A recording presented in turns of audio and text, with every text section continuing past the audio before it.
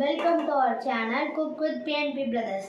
இன்னைக்கு நம்ம எந்த டிஷ்ஷை பற்றி பார்க்க போகிறோம்னா சவுத் இந்தியன் ஸ்டைலில் எப்படி பாஸ்தா செய்யறதுன்னா பார்க்க.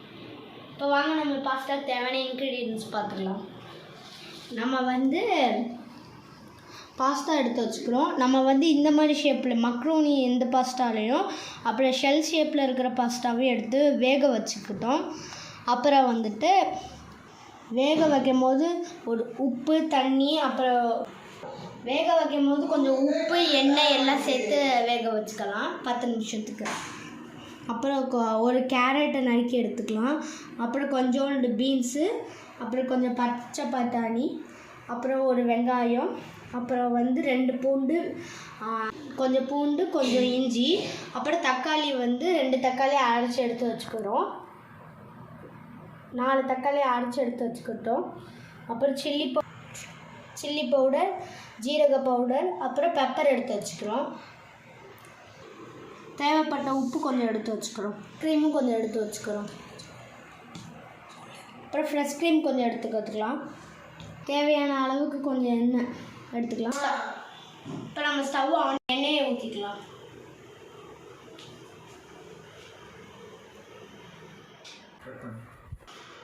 இப்போ நம்ம பூண்டையும் இஞ்சியும் நம்ம அடுப்பில் சேர்த்துக்கலாம்.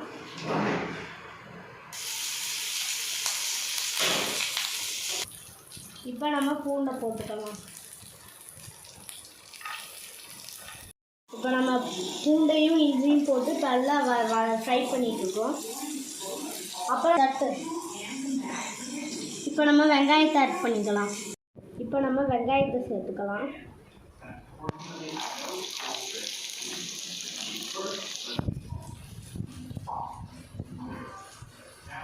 எடுத்துட்டேன்.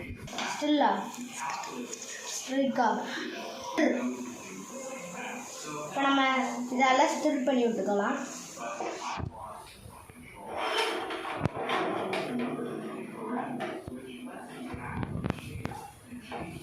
கிளாஸி லுக் வந்ததுக்கப்புறம் டொமேட்டோ பேஸ்ட் ஆட் பண்ணிக்கலாம். இப்போ ஒரு அளவுக்கு இது கிளாஸி லுக் வந்துடுச்சு பாருங்கள். இந்த மாதிரி வந்ததுக்கப்புறம் நம்மளோட டொமேட்டோ பேஸ்ட்டை ஆட் பண்ணிக்கலாம்.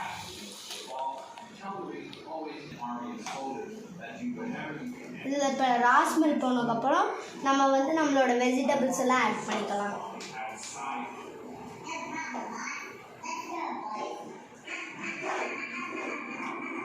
நம்ம கொஞ்சம் பட்டாணி, அப்புறம் ஒரு கேரட், அப்புறம் ஒரு பீன்ஸ் இதெல்லாம் இப்போ நம்ம அதோட மிக்ஸ் பண்ணிக்கலாம்.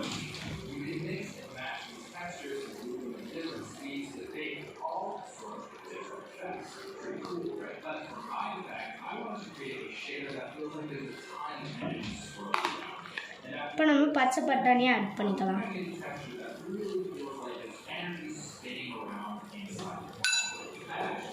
இப்போ இதை நம்ம எல்லாம் ஸ்ட்ரில் பண்ணிக்கலாம்.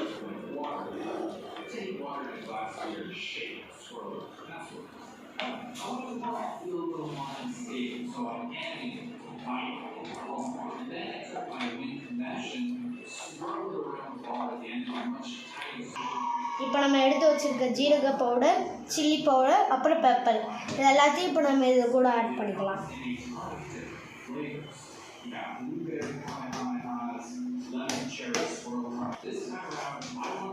நல்லா ஸ்டிர் பண்ணிக்கலாம்.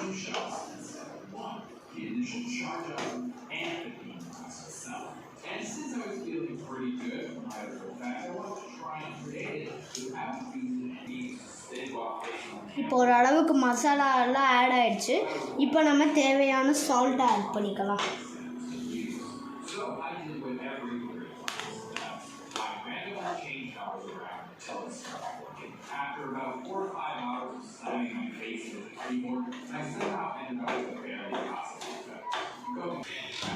இப்போ இதெல்லாம் ஈவனாக மிக்ஸ் ஆயிடுச்சு.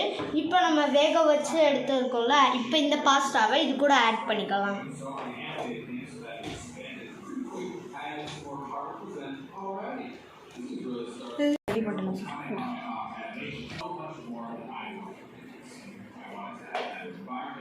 ஒன்லியில் இருக்கிற பாஸ்தா மிக்ஸை இப்போ ஆட் பண்ணிக்கலாம்.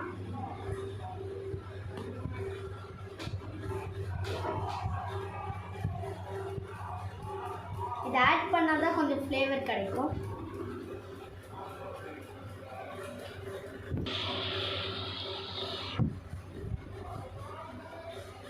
தேவையான அளவுக்கு நம்ம கொஞ்சம் ஆட் பண்ணிக்கலாம். ஆட் பண்ணதுக்கப்புறம் நம்ம இதெல்லாம் மிக்ஸ் பண்ணிக்கலாம். இதிலே வந்து எல்லாம் ஒரிகானி அப்புறம் சில்லி ஃப்ளேக்ஸ் எல்லாமே இதிலே இருக்கும். இப்போ நம்ம நல்லா மிக்ஸ் பண்ணியாச்சு. இப்போ நம்ம கொரியாண்டரை ஆட் பண்ணிக்கலாம்.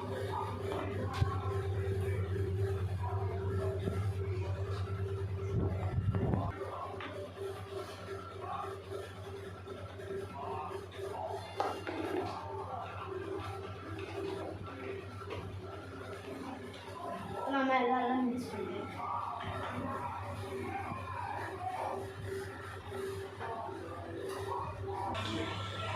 இப்போ ஃபைனல் டச்சாக இப்போ நம்ம அமுல் ஃப்ரெஷ் க்ரீமை ஆட் பண்ணிக்கலாம்.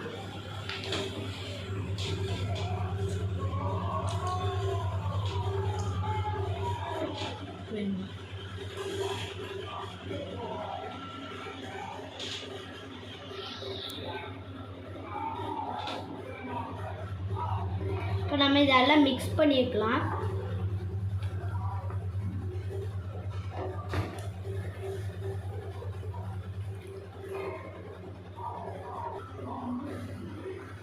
கொஞ்சம் க்ரீமி டெக்ஸ்சர் கிடைக்கிறதுக்காக நம்ம அமுல் ஃப்ரெஷ் க்ரீமை ஆட் பண்ணியிருக்கோம். இதை நம்ம ஆட் பண்ணணுன்னாலும் பண்ணிக்கலாம், இல்லைன்னா இப்போ நம்ம செஞ்ச மாதிரி பண்ணாலும் ஓகே. அப்படி சாப்பிட்டாலும் டேஸ்ட்டாக தான் இருக்கும், இப்படி சாப்பிட்டாலும் டேஸ்ட்டாக தான் இருக்கும்.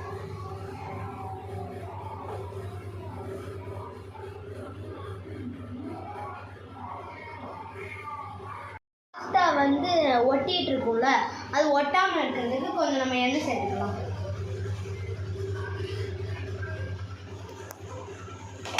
நம்மளுக்கு கொஞ்சம் காரமாக இருக்கிற மாதிரி தோணுச்சுன்னா உப்பு கொஞ்சம் ஆட் பண்ணிக்கலாம். தேவைப்பட்டா நம்ம பால் கூட ஆட் பண்ணிக்கலாம். நல்லா அதை மிக்ஸ் பண்ணி விட்டுக்கலாம். இதை பாருங்கள், நம்ம south Indian style pasta ready ஆகிடுச்சு. இப்போ வாங்க நம்ம எப்படி இருக்குன்னு ட்ரை பண்ணிவிட்டு சொல்லலாம்.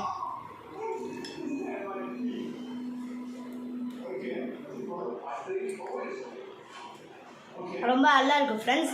மறக்காம நீங்களும் உங்கள் வீட்டில் இதை ட்ரை பண்ணிவிட்டு கமெண்ட் பண்ணுங்கள் எப்படி இருக்குன்னு. இந்த வீடியோ உங்களுக்கு பிடிச்சிருந்தா லைக் பண்ணுங்கள், ஷேர் பண்ணுங்கள், சப்ஸ்கிரைப் பண்ணுங்கள். Bye. Hi friends. Hi friends. இன்றைக்கி என் தம்பி பண்ணியிருக்க பாஸ்தா நான் இன்றைக்கி டேஸ்ட் பண்ண போகிறேன்.